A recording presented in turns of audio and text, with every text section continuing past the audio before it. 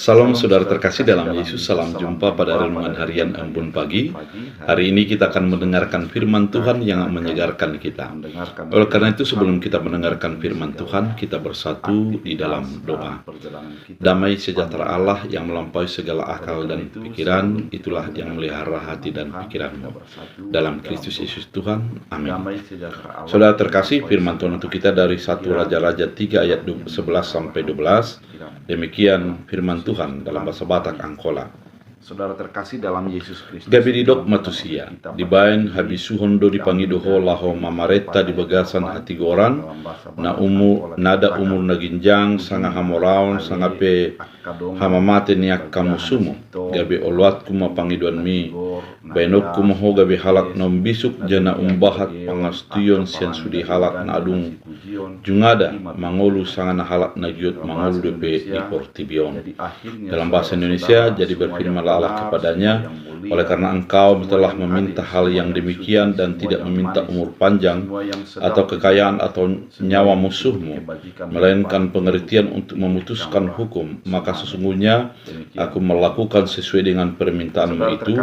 Sesungguhnya aku memberikan kepadamu hati yang penuh hikmat dan pengertian, sehingga sebelum engkau dan tidak ada seorang pun seperti engkau, dan sesudah engkau takkan bangkit seorang pun seperti engkau. Demikian firman Tuhan.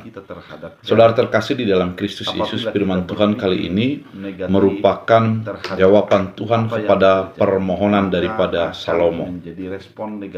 Salomo yang menggantikan ayahnya Daud mendapat sebuah amanat yang begitu besar, di mana dia harus membangun bait suci Allah, kemudian mempertahankan kesatuan daripada umat yang dipimpinnya itu. Dalam kepemimpinan Salomo, banyak hal yang harus dihadapinya, dan ketika dia berdoa kepada Tuhan, ada hal yang di luar daripada umumnya yang dimintakannya kepada Tuhan. Biasanya orang kalau tidak meminta kekayaan, meminta kepintaran, meminta keselamatan, meminta panjang umur, dan yang lain sebagainya. Tapi Salomo adalah meminta hikmat untuk memutuskan segala perkara, yaitu kebijaksanaan. Saudara terkasih di dalam Kristus Yesus, ketika Salomo meminta kebijaksanaan, di sisi itu adalah merupakan sesuatu yang kedengaran mudah, namun sebagai pemimpin itulah yang harus dilakukannya, dan itulah merupakan tantangan kepemimpinan yang paling besar, yaitu memutuskan perkara. Ketika Salomo mengatakan untuk meminta kebijaksanaan, maka Tuhan merespon bahwa akan memberikannya, karena dia tidak meminta kepintaran, tidak meminta kekayaan, tidak meminta panjang umur, dan tidak meminta kematian daripada musuhnya, namun kebijaksanaan menjadi bahagian daripada dirinya. Saudara terkasih di dalam Kristus Yesus, ketika dikatakan bijaksana adalah kemampuan ataupun skill yang mampu membedah antara yang baik dan yang benar, antara yang berkenan dan kurang berkenan. Yang menjadi prioritas utama adalah Allah di dalam keputusan-keputusan yang dia buat. Oleh karena itu, saudara terkasih di dalam Kristus Yesus, ketika Salomo meminta kebijaksanaan, Tuhan mencurahkan kebijaksanaan itu kepada dirinya. Saudara terkasih, hal ini kedengaran mudah dan gampang saja. Namun kalau kita renungkan, coba dulu kita bayangkan ketika kita ditanya pada saat ini, apa yang engkau minta? Pasti akan sulit untuk melihat korelasi antara apa yang kita kerjakan dengan apa yang kita minta. Banyak orang meminta daripada melebihi daripada apa yang dia kerjakan, atau meminta di luar daripada apa yang dia lakukan. Namun Salomo bisa mengkolaborasi antara apa yang dia lakukan dan apa yang terpenting dan dibutuhkan di dalam apa yang dia kerjakan tersebut.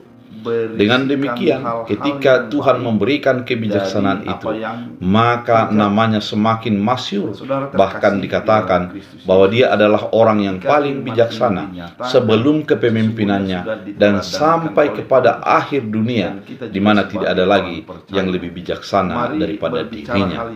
Saudara terkasih, mintalah hal yang paling tepat, dan yang paling berguna untuk berdampak kepada banyak orang dalam hidupmu. Ketika engkau meminta kepada Tuhan yang bukan untuk berdampak hanya kepada dirimu, namun berdampak kepada orang di sekitarmu, maka Tuhan akan mencurahkannya.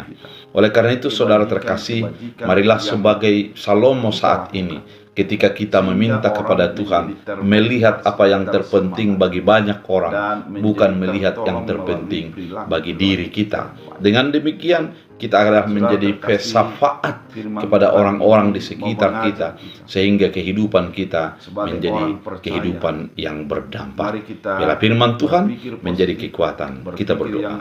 Terima kasih Tuhan atas firman yang begitu indah, mengingatkan kami bahwa kami meminta kepada Tuhan adalah meminta yang terpenting bagi banyak orang, bukan hanya untuk kepentingan diri kami.